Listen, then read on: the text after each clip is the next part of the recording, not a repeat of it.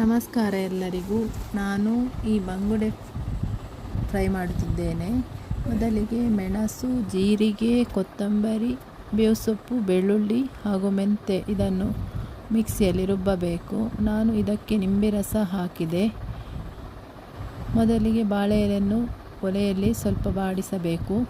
ನಂತರ ರುಬ್ಬಿದ ಮಸಾಲೆಗೆ ಸ್ವಲ್ಪ ಉಪ್ಪು ಬೆರೆಸಬೇಕು. ನಾನು ಇಲ್ಲಿ 2 ಬಂಗುಡೆಯನ್ನು ತೆಗೆದುಕೊಂಡಿದ್ದೇನೆ. ಹಾಗೂ ಇದಕ್ಕೆ ಹುಣಸೆ ಹಣ್ಣು ಹಾಕಿದರೆ ತುಂಬ ಒಳ್ಳೆಯದಾಗ್ತದೆ. ನಾನು ಇಲ್ಲಿ ನಿಂಬೆ ರಸವನ್ನು ಬಳಸಿದ್ದೇನೆ. ಇದನ್ನು ನಾನು ಮೊದಲೇ ಉಪ್ಪು ಮತ್ತು ಅರಶಿನ ಹುಡಿ ಹಾಕಿ ಸೈಡಲ್ಲಿ ಇಟ್ಟಿದ್ದೇನೆ.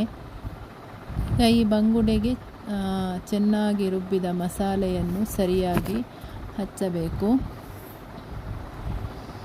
ಹಚ್ಚಿ ಒಂದು 15 ನಿಮಿಷ ಇದನ್ನು ರುಬ್ಬಿದ ಮಸಾಲೆ ಸರಿಯಾಗಿ ಬಂಗುಡೆಗೆ ಎಳೆಯಲು ಸ್ವಲ್ಪ ಹೊತ್ತು ಹಾಗೆ ಸೈಡಲ್ಲಿ ಇಟ್ಟಿರುತ್ತೇನೆ. ಹಾಗೂ ಬಾಡಿಸಿದ ಬಾಳೆ ಎಲೆಯನ್ನು ತೆಗೆದು ರುಬ್ಬಿದ ಮಸಾಲೆಯನ್ನು ಹಚ್ಚಬೇಕು.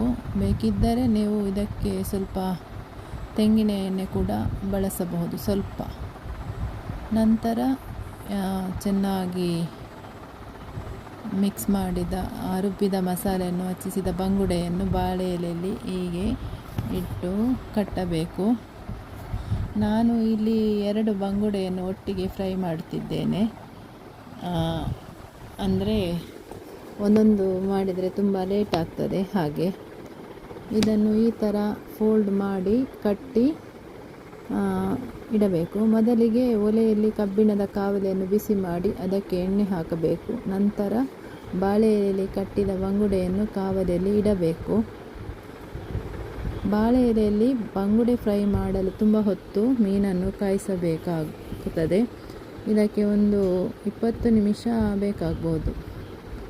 ನಿಧಾನವಾಗಿ 2 ಸೌಟನ್ನು ಬಳಸಿ ಅದನ್ನು ತಿರುವು ಹಾಕಬೇಕು. ಹೀಗೆ ಒಂದು 20 ನಿಮಿಷದ ನಂತರ ಇದು ಬೇಯ್ತದೆ.